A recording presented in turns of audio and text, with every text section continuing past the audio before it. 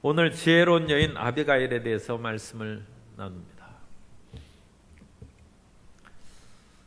남북 간의 문제가 잘 풀리지 않고 또 일본이나 중국, 미국과의 방위 문제 등 여러 가지 어려운 일이 있는데 또 갑자기 코로나 바이러스 감염으로 인해서 이 생명에 또 직결되는 그런 문제들이 생기니까 다른 것들이 지금 다 조용해졌어요. 그런 것들은 지금 관심에서 좀 멀어진 그런 느낌이 듭니다.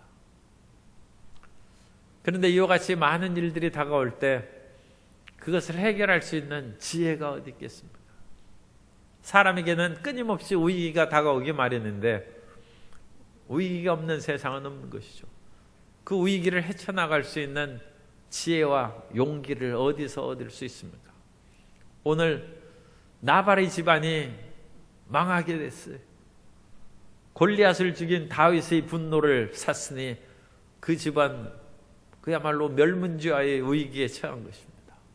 그러나 일단 나발의 아내인 아비가일의 지혜로운 말로 인하여 다윗의 분노가 누그러뜨리고 그 집안을 살려주게 됩니다.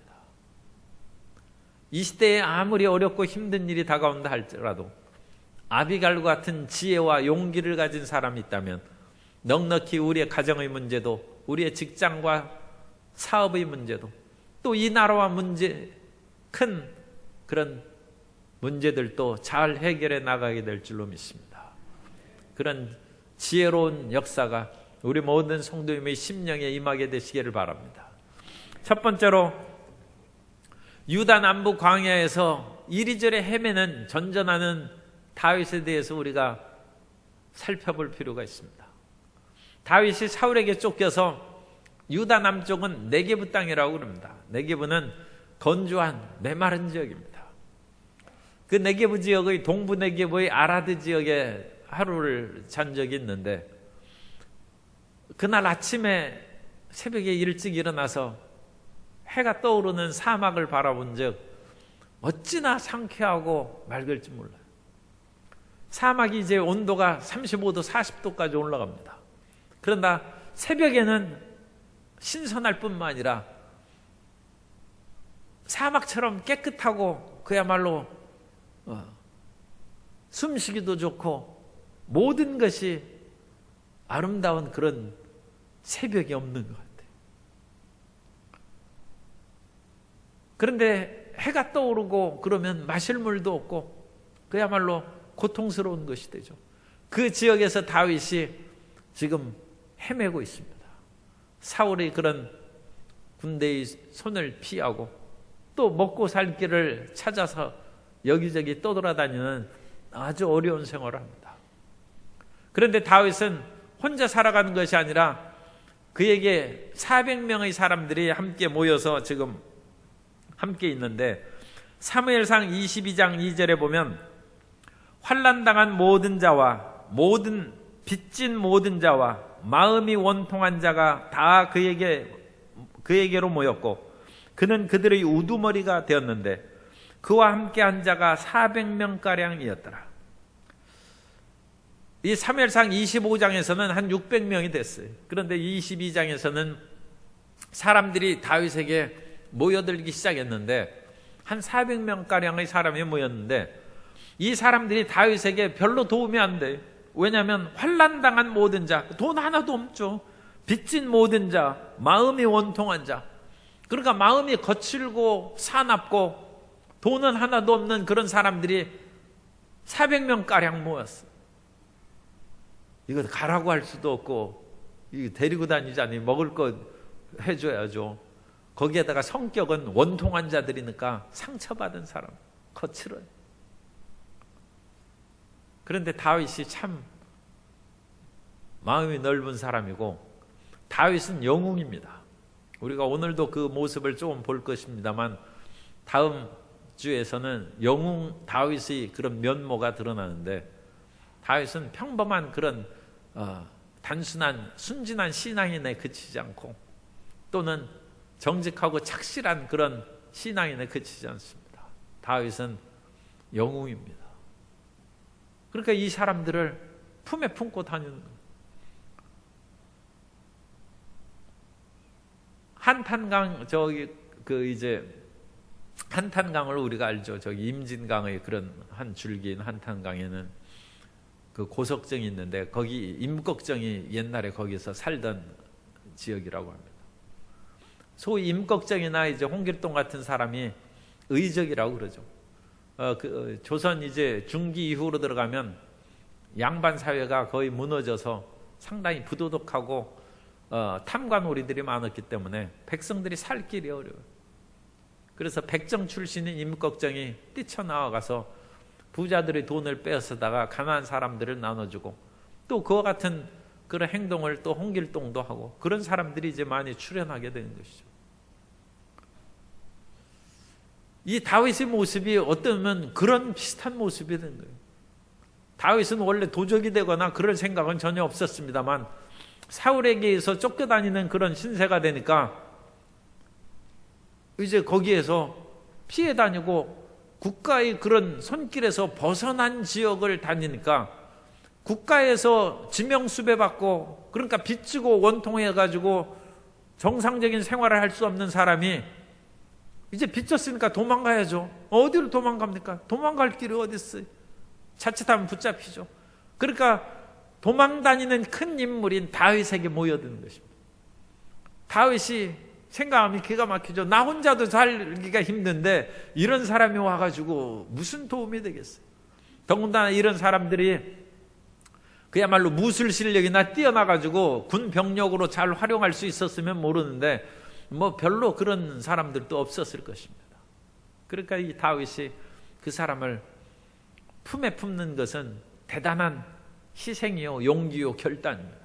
그 사람들하고 이제 어울려 다니는데 다윗은 이 전쟁의 영웅에 이 싸움에 대한 그런 힘과 용기가 당연해서 그런 도적물이 비슷한 이 환난당하고 빚지고 원통한 이런 사람들을 끌고 블레셋을 무찌르는 거예요.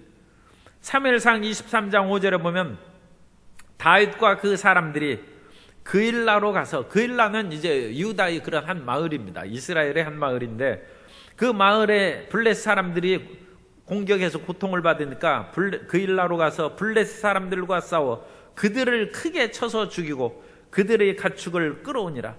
다윗이 이와 같이 그일라 주민을 구원하니라. 다윗은 자기가 도망다니면서 그런 어려운 상황에서도 블레셋에 의해서 고통받은 이민족에 의해서 고통받는 자기 백성들을 구원하는 그런 착한 일을 하는 거죠. 그런 선행을 이제 하고 있습니다. 그리고 다윗의 용맹스러움 뿐만 아니라 사실은 용맹스러운 그런 장군 밑에 있으면 오합지들도 훌륭한 군인이 된다는 얘기가 있어요. 사슴 지휘관 밑에 있는 100마리 사자들은 사슴처럼 연약해지고 사자 지휘관 밑에 있는 100마리 사슴들은 사자같이 담대해진다는 말이 있습니다. 지휘관이 누구냐에 따라서 사슴도 사자가 되고 지휘관이 사슴이 되면 사자들도 다 사슴이 되어서 무기력하게 된다는 거예요. 용맹스러운 다윗 앞에 있으니까 이 환난당하고 빚지고 뭐 그런 원통한 그런 사람들이 블레셋을 무찌르는 용맹스러운 군인이 되고 그 용맹성을 이제 어느 정도 사람들에게 알려지니까 사울이 다윗 죽이려고 3,000명의 정규군을 끌고, 이건 사울은 이제 정규 군인이죠. 사무엘상 24장 2절에 보면 사울이 온 이스라엘에서 택한 사람, 온 이스라엘에서 택한 사람입니다. 뽑고 뽑은 사람이에요. 3,000명을 거느리고 다윗과 그의 사람들을 찾으러 들렴소 바위로 갈세. 다윗에게 있는 400명은 오합지졸입니다. 이건 군인도 아니고 원래 빚쟁이로 도망 나온 사람들이에요. 그런데 그 사람들을 물리치려고 이스라엘에서 뽑은 택한 사람 3,000명을 이끌고 나온. 다윗이 상당히 강한 군대를 키운 것이죠. 그런데 다윗은 다른 사람을 괴롭히지 않았어요. 블레셋 사람들하고는 쳐서 그들을 이기고 승리했지만 먹을 식량이 없다고 해서 홍길동이나 임꺽정처럼 탐관오리인 부자 그런 사람을 치지 않았어요.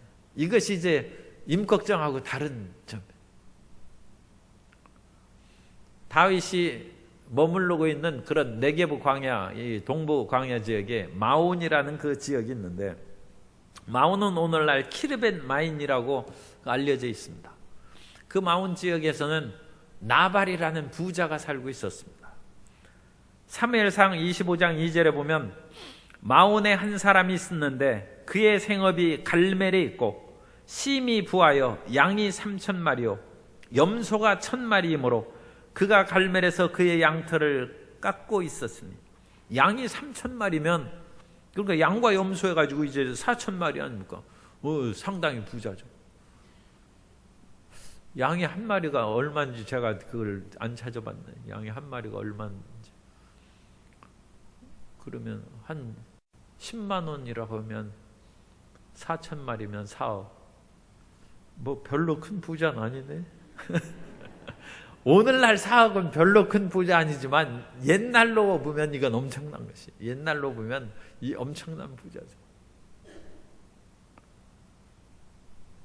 그래서 이 마온에 그 양떼가 3,000마리, 그 염소가 1,000마리니까 그 풀밭 하려면 여기저기 흩어져 있어야 되지 않습니까?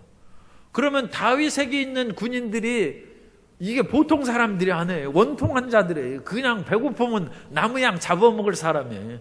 그죠? 그런데 우리 25장 본문에 보면 다윗의 부하들이 한 마리도 이 나발의 양을 뭐 훔쳐먹거나 주변 사람들을 괴롭게 한 일이 없어요. 다윗의 통솔력이 대단한 것이죠. 그리고 또 다윗이 거기에서 400여 명 더 이제 숫자가 불어나서 이 500명, 600명으로 지금 불어납니다.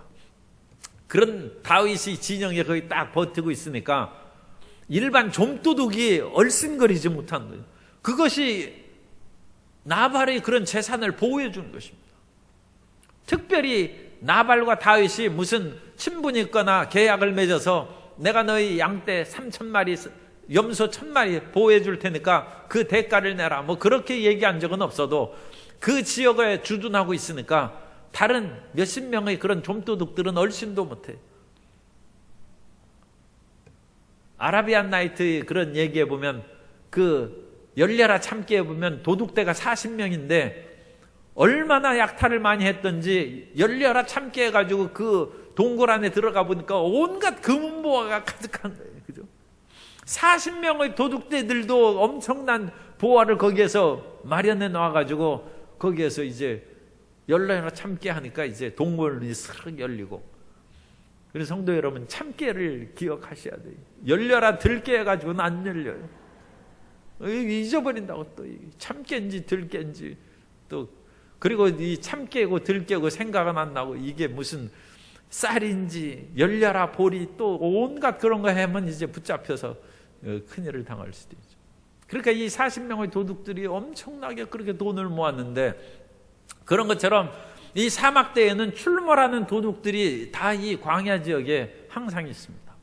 그런데 그것을 다윗이 지키고 있으니까 공연히 그런 큰 무리에게 좀도둑들이 그 갔다가 봉변을 당하면 안 되니까 나발이 재산이 이제 많이 보존이 되고 평안했다는 것입니다. 그래서 이 나발에게 염소 이제 털 깎는 그 때가, 그것은 우리로 말하면 곡식을 추수하는 그런 추수의 때입니다. 추수의 그런 때에 다윗이 이제 당신 양떼와 염소떼가 잘 보존되어서 풍성한 수확을 거두게 되었으니까 나에게 좀 도움을 달라. 이제 그 얘기를 이제 하러 사람을 보냅니다. 그래서 우리는 두 번째 아비가일의 지혜로운 행동과 나발의 죽음에 대해서 우리가 살펴볼 텐데, 이 나발이라는 것은 그냥 고유명사죠. 그런데 나발이라는 단어하고 똑같은 형용사가 있어요. 그 형용사는 어리석은이라는 뜻입니다. 그래서 바보란 뜻이에요. 그래서 이 나발이 진짜 이름인지 누군지 그것은 못하지만 그 어리석은 사람이 원래 얘기가 그렇게 되어 있을 수도 있죠. 그래서 그 어리석은 사람이 하니까 어리석은 그 나발이구나. 그래가지고 이제 나발로 그렇게 적혔을 수도 있어요. 그러니까 본명을 어리석은 사람이라고 지을 까닭은 없죠. 그런데 그 바보 같은 사람이 다윗을 알아보지를 못한 거예요. 그런데 이 나발은 돈은 많고 부유한데도 불구하고 다른 사람에게 대한 사랑은 눈꼽만큼도 없는 그런 사람입니다. 그리고 이 지역에서는 이 나발과 마온이 이제 한 1마일 정도 떨어졌어요. 그러니까 마온이 있고 갈멜이라는, 이 갈멜은 갈멜산한 저 북쪽에 있는 엘리야가 거기에서 기도하는 갈멜, 그 지역도 다는 같습니다. 그런데 그 지역이 아닙니다. 그것은 이스라엘 골짜기에 있는 갈멜이고, 여기는 훨씬 더 남쪽에 있는, 지명이 같은 것이 성경에 종종 여러 군데 있습니다. 여기는 남부 네게브 지방에 있는 갈멜입니다. 그래서 이 갈멜에서 양떼를 키우는데, 그 갈멜은 사울이 자기 군사 업적의 기념비를 세운 곳입니다. 그러니까 여기에서는 국가의 정규적인 그런 어떤 군대라든지 어떤 도움이 있는 그런 초소일 수도 있어요. 사무엘상 15장 12절에 보면, 사무엘이 사울을 만나려고 아침에 일찍 일어났더니 어떤 사람이 사무엘에게 말하여 이르되, 사울이 갈멜에 이르러 자기를 위하여 기념비를 세우고 발길을 돌려 길갈로 내려갔다 하는지라. 이 길갈은 저지대입니다. 낮은 지역이고, 여리고에 있는 그런 낮은 지역이고, 이 갈멜이라든지 이 지역은 유다의 남쪽 그런 고지대입니다. 그래서 그쪽에서 이렇게 내려갔다는 것입니다. 도시 크기로 하면 길갈이 훨씬 크겠죠. 그러니까 이것은 그 지형상의 그런 표현을 한 것입니다. 그래서 이 사울이 이 갈멜에다가 자기 기념비를 세웠어요. 그러므로 거기는 어느 정도 사울에 대한 그런 군사력이라든지 세력이 있음직도 합니다. 그런데 지금 다윗이 거기에서 차지하고 있는 병력은 400명이고 여기에서 몇 사람이나 있겠어요. 일개 분대라든지 지키는 사람이 없을 수도 있고, 그러니까 그것은 별로 대단한 것이 아니죠. 그런데 이 나발은 다윗이 얼마나 영웅이고 다윗이 그 막강한 그런 병력의 통솔력을 가지고 있는지 그것을 전혀 생각하지 못한, 그러니까 나발은 어리석은 사람이죠. 사람이 사람을 알아볼 수 있는 눈이 열려야 됩니다. 그래야 그 사람이 지혜로운 사람입니다. 자기가 아무리 똑똑하다 할지라도 다른 사람을 보는 눈이 없는 사람은 그 사람은 지혜로운 사람이 아닙니다. 사람은 자기만 똑똑해서는 안 되고 다른 사람을 볼 수 있는 눈이 열려야 돼요. 사람은 자기는 별로 안 똑똑해도 사실 상관없습니다. 사람을 볼 수 있는 눈만 있으면 그 사람은 훌륭하게 사업을 할 수 있고 수많은 사람을 거느릴 수 있는 지도자가 될 수 있습니다. 그런데 나발은 자기 재산을 불리는데 돈 버는 데는 혹시 재주가 있었을지 몰라요. 이 양떼와 그 염소떼가 조상으로부터 물려받은 것일 수도 있습니다만, 어쨌든 간에 현재 부자의 상태로 보면 돈 버는 데는 좀 재주가 있었다 할지라도 사람 보는 눈, 그리고 남을 인정하는 데는 거의 제로에 가까운 그런 사람입니다. 그래서 다윗이 자기 주변에 있으므로 자기 양떼와 염소떼가 보호를 받고 자기가 평안하게 양털 깎는 날을 맞이할 수 있게 되었음을 전혀 생각하지 못하고 고마워하지 못하고, 다윗이 사람을 보내어서 내가 당신에게 은연중이라도 도움을 주었으니 오늘은 기쁜 날 아니냐, 당신 양털을 깎는 추수한 날이 아니냐, 그러므로 우리에게 먹을 것을 좀 다오. 그렇게 해서 자기 병조를 몇 사람을 보냈어요. 그랬더니 나발이 하는 얘기가 사무엘상 25장 10절 이하에, 나발이 다윗의 사환들에게 대답하여 이르되, 다윗은 누구며 이새의 아들은 누구냐. 나발이 다윗을 모르는 건 아니죠. 이새의 아들이라고 얘기하지 않습니까? 이새의 아들은 누구냐. 요즘에 각기 주인에게서 억지로 떠나는 종이 많도다. 내가 어찌 내 떡과 물을 내 양털 깎는 자를 위하여 잡은 고기를 가져다가 어디서 왔는지도 알지도 못하는 자들에게 주겠느냐 한지라. 나발이 다윗의 그런 사환들, 이 병조들을 모욕을 줘서 쫓아보냈어. 위험한 일이죠.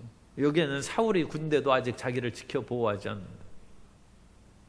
이전에 아히멜렉에게 제사장 아히멜렉에게 다윗이 피했을 때, 그때는 다윗에게 이와 같이 수많은 사람이 몰려드는 그런 상황이 아닙니다. 그래서 아히멜렉에게 가서 떡을 좀 달라고 하니까 아히멜렉이 당신처럼 고귀한 자가 어찌 혼자 왔느냐, 그러면서 내가 다른 소년들을 어디서 만나기로 했다, 그러므로 떡을 달라 하니까 그 떡을 이제 주고, 칼도 없어요. 그러니까 골리앗에게 빼앗은 칼을 그렇게 줬어요. 아히멜렉은 다윗이 지금 사울에게 쫓겨다니는 것을 잘 몰랐을 수 있어요. 그리고 서로 알았다 할지라도 다윗을 이길 수는 없겠죠. 그런데 이 아히멜렉에게는 수많은 자기 함께한 제사장들이 있어요. 그래서 사울이 이 노베에 있는 제사장 85명을 죽였다고 했어요. 그러니까 다윗이 지금 왔을 때 그런 제사장들을 힘을 합하면 다윗을 쫓아낼 수 있죠. 어찌됐든지 아히멜렉은 다윗에게 도움을 주었고, 그 도움을 준 것으로 인하여 이 아히멜렉의 집안이 이제 멸망을 당하게 되는데, 사울에게 쫓겨다니는 다윗을 알았다 할지라도 아히멜렉은 지금 다윗이 아무 힘도 없으니까 그것에 기세에 눌려서 억지로 떡을 주거나 칼을 준 것은 아니죠. 그리고 그것을 사울이 나중에 알았다 할지라도 다윗에게 그런 병력이나 그런 것이 없이 왕의 긴밀한 일을 행한다는 그런 말을 함으로써 충분히 변명할 거리가 있습니다. 그런데 지금 나발에게 있어서 다윗은 아히멜렉에게 찾아갔던 때하고는 전혀 다르죠. 이미 400명 이상의 그런 군인들이 있고 병졸들이 있고, 여기에서는 사울하고 이제는 대적하는 그런 상황이 있으니까 나발이 나는 사울의 정보만을 의지한다 해도 다윗이 나발을 치면 나발은 꼼짝없이 죽는 것입니다. 그러니까 나발이 전혀 상황을 파악하지 못하고 이 다윗의 비유를 건드리는 것입니다. 그것을 보고 다윗은 분노를 일으켜서 이제 나발을 치러 준비하고 있죠. 그런데 나발에게는 아비가일이라는 지혜로운 여인이 있어요. 사람이 어느 면으로는 하나님께서 좀 공평하셔서 그 어리석은 사람은 또 지혜로운 아내를 얻을 수 있죠. 그 사람은 여인의 도움을 얻어야 성공한다는 옛말이 있습니다. 어머니가 훌륭하든지 아내가 훌륭하든지 둘 중에 하나 있어야 된다. 훌륭한 어머니를 만나면 신사임당 밑에서 율곡 선생이 출연하는 것이고, 훌륭한 아내를 만나면 또 그것을 인하여 사람이 성공하는 것입니다. 그런데 어머니도 아내도 훌륭하지 못하면 하나님밖에 믿을 것이 믿을 분이 안 계시죠. 그분들은 이제 열심히 더 기도해야죠. 열심히. 하나님밖에 의지할 수가 없습니다. 그런데 아비가일은 지혜로울 뿐만 아니라 사람이 아름다웠다고 했어요. 그런데 이것은 같이 어울려가는 말입니다. 성경에서 구약시대에 그런 용모가 아름답다는 것은 그 사람의 그 인품이라든지 내면이 아름다운 것을 상징합니다. 그래서 지혜가 있는 사람은 아름답게 보이는 것입니다. 사실은 그것도 맞는 얘기예요. 사람이 조금 못생겼다 할지라도 그 속에 지혜의 빛이 가득하면 이쁘게 보이는 것이죠. 그리고 처음에 이렇게 봤을 때는 용모에 대해서 마음에 들지 않아도 그 사람이 말하고 행동하는 지혜를 보면 이제는 이쁘게 보이는 것이죠. 그러므로 지혜와 아름다움은 같이 가는 것입니다. 사람이 아무리 아름답다, 외모가 있다 할지라도 속에 지혜가 없는 사람은 점차 미워지는 것이죠. 점차 아름다운 것이 바라는 것입니다. 사람이 외부의 껍데기의 아름다움은 오래가지 못합니다. 그러므로 이 아비가일은 어쨌든 지혜롭고 아름다운 사람이었고, 지혜롭고 아름다운 사람이란 것은 마음도 아름답다는 거예요. 이게 서로 내면과 외면이 같이 가는 것이죠. 지금 구약적인 의미에서는 특히 두 가지가 같이 있습니다. 그래서 마음이 지혜롭고 용모도 아름답고 마음씨도 고운 것입니다. 그래서 나발 같은 사람 밑에는 다른 그 양치는 목동들이 견딜 수가 없죠. 마음이 완고하고 나쁜 사람인데 그 밑에서 누가 일하려고 있겠어요? 할 수 없이 이제 일하는 것이죠. 그런데 다윗이 보낸 사환들이 양털 깎는 그 지역에 집에서 떨어진 곳에서 이제 그 일을 하니까 사환들이 나발과 그 양털 깎는 소년들이 있는 곳에 와서 우리에게 음식을 좀 달라 하니까 나발이 모욕해서 쫓아보냈습니다. 그 쫓아보낸 사실을 나발의 그런 양털 깎는 종들이 아비가일에게 알려주는 거예요. 집에 있는 사모님한테 가서 얘기해 주는 거예요. 나발이나 그 아내가 똑같은 사람이었으면 그 사환이 뭐하러 알려주겠어요? 똑같이 나발처럼 완고하고 어리석으면 그 얘기 해봤자 아무 도움이 없죠.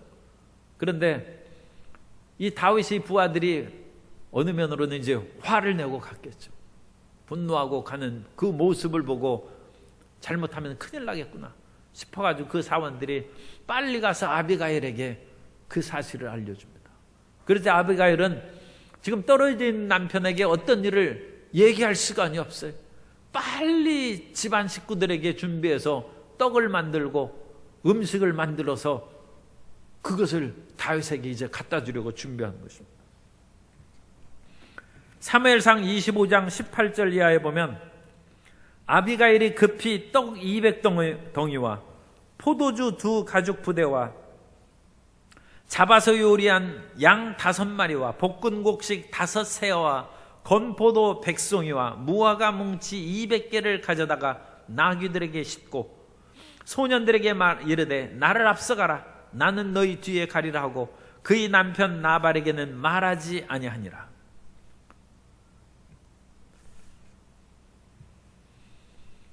남편에게 얘기를 하면서 부부가 같이 일해야 좋습니다. 그런데 남편이 어리석은 경우에는 남편에게 꼭 얘기할 필요 없죠. 그러면 나발이 이거 다 하라고 하겠습니까? 이거 절대 못 보낸다고 그러죠. 그러니까 남편이 어리석은 것이 이미 명백한 사실로 드러나면 남편 몰래 착한 일 하고 살아야죠. 그래야 집안이 안 망하는 것입니다. 남편하고 똑같이 악한 일을 행하고 똑같이 바보 같은 일을 행하면 그 집안이 살아남겠습니까? 왜 망하는 것이죠? 우리는 부부는 일심동체고 한마음 한뜻으로 일을 행해야 되는데 그것은 선을 위하여 한마음으로 가져 살아가는 의미지 악한 일에 일심동체에서는 그건 손쉽게 망하는 것이고 또 집안이 그래도 살아갈 길을 열려면 한 사람이라도 착하야죠. 어찌 부부가 똑같이 나쁜 사람이 되면 되겠습니까? 한 사람이 바보 같으면 한 사람은 좀 지혜로워야 되고 한 사람이 악하면 다른 사람은 좀 착해야죠.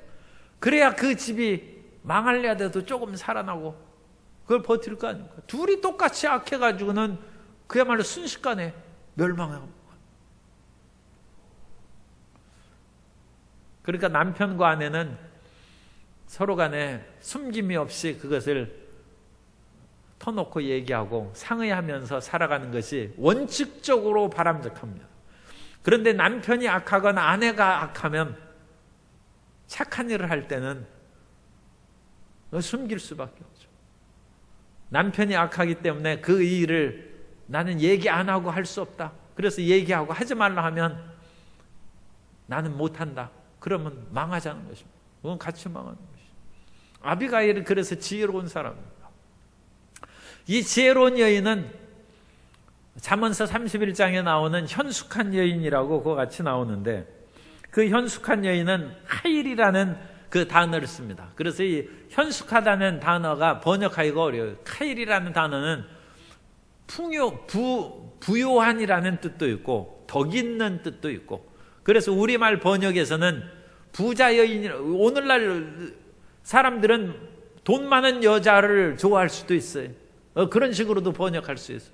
누가 부유한 여인을 만나겠느냐? 그는 보배보다 더 귀하니라. 그런데 그건 좀 어울리지는 않죠. 돈 많은 사람이 보석도 있을 거 아닙니까? 그러니까 여기에서는 내면의 덕을 해서 덕 있는 여인, 어진 여인을 만난 것은 보배보다 더 귀하다. 그렇게 할 수 있습니다. 그래서 이 아비가일은 정말로 어진 사람입니다. 그 어진 사람은 남편이 하는 것을 미리 앞서서 다 행한다. 그러므로 남편이 그 아내에 대해서 어떤 일을 간섭하지 않고 모든 일을 맡긴다고 했습니다. 잠언서 31장 10절 이하에 보면 누가 현숙한 여인을 찾아 얻겠느냐? 그의 값은 진주보다 더하니라. 그런 자의 마음의 남편의 마음은 그를 믿나니 산업이 핍절하지 아니하겠으며 그런 자는 살아있는 동안에 그의 남편에게 선을 행하고 악을 행하지 아니하느니라. 그는 양털과 삼을 구하여 부지런히 손으로 일하며 상인의 배와 같아서 먼 데서 양식을 가져오며 밤이 새기 전에 일어나서 자기 집안 사람들에게 음식을 나누어 주며 여종들에게 일을 정하여 맡기며. 이스라엘 여인들은 아주 굉장히 생활력이 강해요. 이스라엘에서 이 현숙한 여인은 집에서 남편이 가져다 주는 것만 그냥 받아들고 가만히 앉아있는 사람이 아니라 적극적으로 일하고 양털을, 삼을, 그것을 만들어서 옷을 만들고 먼 데서 양식을 나르고 종들에게 일거리를 맡기면 이 여장부종, 여사장 같은 그런 타입을 성경에서 현숙한 여인이라고 했습니다. 그래서 그 현숙한 여인을 우리 한국적으로 얘기하면 그냥 현모양처의 어진 여인이라고 번역하기가 좀 곤란하죠. 그래서 이것을 다르게 번역하면 힘있고 아까 얘기한 부가 있거나 덕이 있거나 권력이 있거나 힘이 있는 것을 의미합니다. 그러면 이 현숙한 여인은 강한 여자라고도 할 수 있어요. 아주 능력 있는 여자, 그런 능력 있는 사람이다. 그래서 이스라엘 여인 가운데는 이런 능력 있는 그런 여인들이 종종 많이 나타납니다. 그런 여인 가운데 하나가 이 아비가일이라고도 할 수 있습니다. 그래서 이 아비가일은 남편에게 상의하지도 않고, 왜 상의는 해야 되지만 하지 않을 수도 있다는 것은 제가 아까 좀 부연해서 설명했죠. 그러니까 맘대로 살라는 얘기는 아니에요. 그러나 어쨌든 바보 같은 남편에게 아비가일이 얘기해봤자 소용없이 그건 집안 망하는 것이죠. 그러니까 남편에게 얘기하지도 않고 떡덩이와 그 모든 것을 만들어가지고 길을 떠났어요. 자기 길로 떠난 것이죠. 그런데 그 사이에 나발은 그야말로 왕같이 먹고 마시면서 잔치한다. 사무엘상 25장 36절에 보면 아비가일이 나발에게로 돌아오니 그가 왕의 잔치와 같은 잔치를 그의 집에 배설하고 크게 취하여 마음에 기뻐함으로 아비가일이 밝은 아침까지는 아무 말도 하지 아니하다가, 다른 사람에게는 쌀 한 대 안 주는데 자기는 왕같이 잔치해서 먹는다. 그러한 그 어리석은 부자에 대한 이야기가 나사로 이야기에 나오는 것입니다. 그 부자는 어찌나 부자인지 자색 옷을 입고 권력이 있고 고운 베옷을 입고, 그건 천이 비싼 것입니다. 그건 권력과 돈을 가진 사람입니다. 자색 옷을 입고 고운 베옷을 입고 날마다 연회를 열어서 돈이 많은 것이죠. 그런데 자기 집 대문간에 그야말로 병 걸려서 쓰러져 있는 나사로에게는 털끌만큼도 사랑과 동정을 베풀지 않았다. 그리고 나서 죽어서는 나사로 보고 물 달라고 하지 않습니다. 얼마나 그 참 맞지 않는 행동을 합니까? 그리고 얼마나 비참해지는 것입니다. 그런데 나발은 은연중에라도 자기를 도와준 다윗, 그리고 도와주지 않았다 할지라도 자기가 기뻐한 때는 마음을 좀 써야죠. 물 위에 식물을 던지라 훗날에 거두리라. 사람이 자기하고 별로 관계없는 사람에게라도 도움을 베풀면 사람 일이라는 것은 알 수 없는 것이죠. 그 사람은, 돕는 사람은 그 사람을 몰라요. 그런데 죽어가는 사람은 그 사람에게서 받은 떡 한 조각을 받고 물 한 병을 먹고 살아났어요. 그러면 그 고마움을 평생 잊지 못하는 것이죠. 죽으면서 그 사람을 살리는 거예요. 그것이 지혜입니다. 그런데 나발은 어리석은 사람, 그 이름처럼 그 어리석게 일을 행했다는 것입니다. 아비가일이 떡덩이와 그 모든 것을 가지고 길을 떠났을 때, 그것도 참 조금만 늦었으면 큰일 날 뻔했죠. 다윗이 군사들을 이끌고 쳐들어오는 것입니다.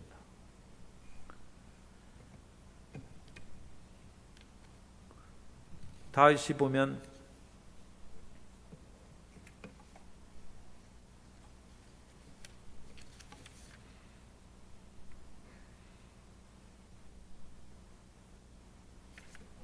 성경으로 읽어야겠네.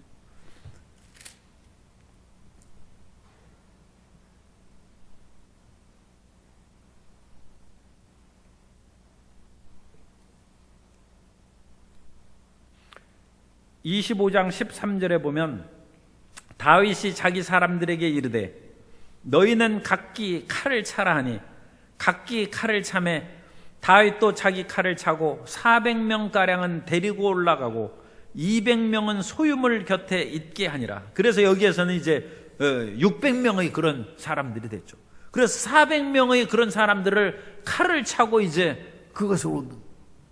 그리고 200명가량은 자기 이제 본거지에 지키고 있는 것이죠. 그리고 600명의 사람으로 지금 불어나 있습니다. 그래서 400명을 가지고 군인이 오면 뭐 나발이 그거 감당할 수 있겠습니까? 그런데 이와 같이 군인을 이끌고 올 때 그 아비가일과 함께 얼굴을 마주친, 그것이 이제 23절입니다. 아비가일이 다윗을 보고 급히 나귀에서 내려 다윗 앞에 엎드려 그의 얼굴을 땅에 대니라. 아비가일이 길이 어긋나거나 늦게 와가지고 이미 집안을 공격할 때는 그건 안 되죠. 시기적절하게 아비가일이 다윗을 만나서, 이 이후에 우리가 23절부터 31절까지 읽는데 아비가일이 이 말이 얼마나 지혜로운지 우리가 함께 읽었는데 그건 보통 사람이 아닙니다. 보통 사람. 어찌 시시한 사람에게 존귀한 다윗이 손을 대려 합니까? 그리고 나중에 다윗이 존귀한 자가 됐을 때 무죄한 자의 피를 흘렸다 얘기를 듣든지. 왜냐하면 지금 나발과 다윗은 전쟁하는 상태는 아니죠. 나발이 다윗에게 떡을 주지 않았다 해서 그것이 죽을 죄라고는 할 수 없죠. 그런 다윗이 나발의 집안을 다 쳤다. 그러면 나중에 무죄한 자의 피를 흘렸다는 그런 얘기를 들어도 다윗이 곤란해지죠. 또는 그렇지 않다 할지라도 다윗과 같은 용장이 나발같이 양치는 그런 평범한 일반 사람들을 쳐서 그 집안을 내가 남자는 다 살려두지 않았을 것이다, 그렇게 다윗이 얘기했는데 그 집안의 모든 남자들을 다 죽였다면 그것도 명예스럽지 못하죠. 그런데 아비가일이 그 얘기를 다 하는 것입니다. 하나님께서 쓰시려는 사람이 어찌하여 칼에 피를 묻힘으로써 그 존귀한 명예에 흠이 가게 하십니까? 하나님께서 이 어리석은 자는 치시거니와 다윗 왕은 자기 자신의 명예를 위하여 스스로 자신을 지켜 보호하라는 것입니다. 아비가일이 지혜롭게 얘기하니까 다윗이 그 말을 들어요. 다윗은 또 그 점이 상당히 이제 장점입니다. 어떤 사람은 자기 고집 부려가지고 죽는 사람이 있어요. 사울이 그런 사람입니다. 사울은 다윗을 쫓아다닐 때 아까 아히멜렉 그 제사장이 있었지 않습니까? 제사장이 다윗에게 떡을 주고 칼을 주었다는 소식을 두고 찾아가 보니까 거기에서 도액이라는 그 에돔 사람이 그걸 고발했죠. 고발해가지고 찾아가니까 아히멜렉이 그 사실을 자세히 얘기합니다. 나는 다윗을 왕의 사위로만 알고 있었고 왕이 다윗을 그와 같이 찾는 줄, 지명수배범으로 찾는 줄은 내가 몰랐습니다. 그리고 내가 특별히 그를 도와준 것도 아니고 다만 그가 자기 먹을 것을, 그것은 굶주린 사람에게 당연히 줘야 될 것이고, 또 자기가 골리앗에서 칼을 빼앗았으니까 그걸 돌려준 거에 불과한데 그것으로 인하여 내가 무슨 큰 죄를 지었겠습니까? 사울의 얘기를 들어보면 이해가 되고, 그래 내가 몰랐으니까 그럴 수 있겠다 해서 자기 스스로 물러나야죠. 그런데 사울은 나의 대적을 내가 살려주었으니 결단코 내가 살지 못하리라 해서 아히멜렉과 그 제사장 85명을 다 죽였어. 자기 고집과 자기 주장은 끝까지 관철한다는 것이 사울을 멸망시킨 것입니다. 그런데 다윗은 지금 400명이 칼을 차고 내려오는데 헛걸음치게 되죠. 그런데도 다윗은 그 아비가일의 말을 듣고 그래 내 말이 맞다 하고 물러가는 것입니다. 다윗의 이런 넓은 마음과 포용력이 이게 참 우리가 배워야 될 것입니다. 그래서 아비가일이 지혜로운 말도 지혜로운 말이거니와 그것을 받아주는 다윗도 훌륭한 사람입니다. 그래서 뒤로 물러갔어요. 그래서 다윗은 자기 본거지로 돌아가서 있을 때 아비가일이 아까 읽은 것처럼 집에 돌아와 보니까 이 나발은 왕과 같은 잔치를 배설하고 먹고 마셨는데 그 사람에게 정신없고 취해 있는데 무슨 말을 하겠어요. 그래서 얘기하지 않다가 다음 날 깨니까 그 말을 했어요. 다윗이 당신을 치려고 이렇게 왔는데 여차저차해서 분노를 풀고 돌아갔습니다. 그 말을 듣고 또 겁은 얼마나 많은지 그냥 마음이 굳어가지고 병이 들었어요. 그리고 열흘 뒤에 죽었어요. 그런데 성경에 뭐라고 얘기합니까? 야훼께서 치셨다고 합니다. 25장 37절 이하에 보면 아침에 나발이 포도주에서 깬 후에 그의 아내가 그에게 그의 이 일을 말하며 그가 낙담하여 몸이 돌과 같이 되었더니 한 열흘 후에 야훼께서 나발을 치심에 그가 죽으니라. 그러니까 악한 사람은 하나님이 치신, 그래야 죽었어요. 그런데 아비가일이 과부가 됐네. 그런데 다윗이 그 소식을 듣자 아비가일을 또 아내로 초청했어요. 자기 사환을 보내서 아비가일을 초청했어요. 그러니까 사람이 그 재혼하는 것이 꼭 그렇게 인생이 박복한 것이 아니죠. 처음에 나발같이 돈은 많지만 어리석은 사람하고 어찌할 수 없이 결혼했다 할지라도 사람이 착하면 또 다윗과 같이 훌륭한 사람을 만나서 사는 것이죠. 그래가지고 아비가일은 다윗과 결혼해서 왕자도 낳았어요. 그 길르압이라는 둘째 아들을 낳았어요. 다윗에게는 여러 부인이 있었는데 그런 미갈은 이제 첫 번째 부인이죠. 사울의 딸입니다. 그런데 이 미갈은 사울이 다윗 죽이려고 하는데 자기 딸을 과부로 만들 수 없으니까 딴 데 시집 보냈어요. 왕의 딸이니까 또 이제 딴 데로 시집을 갔죠. 그리고 남쪽 네게브 지방의 그런 지역에 있는 또 이스라엘이 있습니다. 25장 43절에 보면 다윗이 또 이스라엘 아히노암을 아내로 맞았더니 그 이스라엘도 그 네게브 지방의 이스라엘 그 지명입니다. 그 같은 저 북쪽에 있는 이스라엘 골짜기가 아닙니다. 남쪽에 있는 이스라엘에서 아히노암을 아내로 맞이해서 거기서 난 아들이 큰아들 암논입니다. 그래서 큰아들 암논과 둘째 아들 길르압이 이 도망다니면서 얻은 아내들로부터 이와 같이 나왔습니다. 이런 그 이야기는 이제 우리나라에서도 고려 왕건이 그 나주 완사천에서 목이 말라서 물을 달라고 하니까 버든잎을 거의 잎을 따가지고 그렇게 주지 않습니까? 그래서 물을 마시고 나서 왜 버들잎은 이와 같이 주느냐? 보니까 그 장군이 급히 말을 달라왔는데 물 먹다가 체하면 약도 없답니다.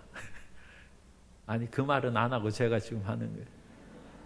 그래서 물도 천천히 마시라는, 물 먹다 체하면 약도 없다는 것은 우리 옛말에 하는 것이고, 그래서 물 먹다 체하지 않도록 버드님 후 부르면서 마시도록, 얼마나 지혜로워요.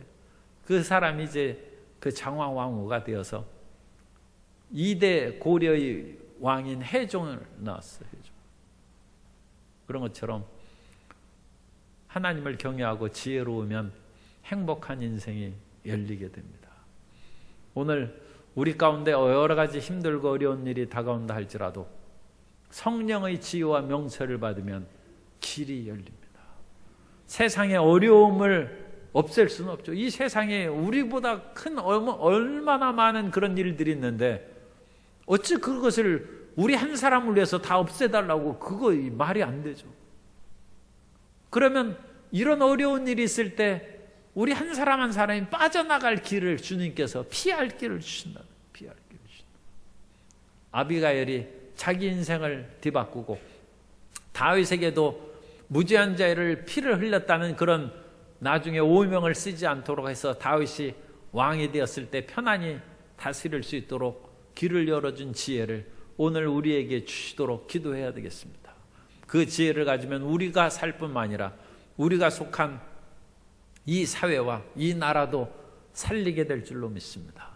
그런 은총 가운데 살아가는 것이 이웃을 사랑하는 것이고 이웃을 유익하게 하는 것입니다. 완악한 마음을 버리고 지혜롭게 살아가게 해 주옵소서. 그렇게 우리가 마음의 은혜를 충만히 받아야 될 줄로 믿습니다.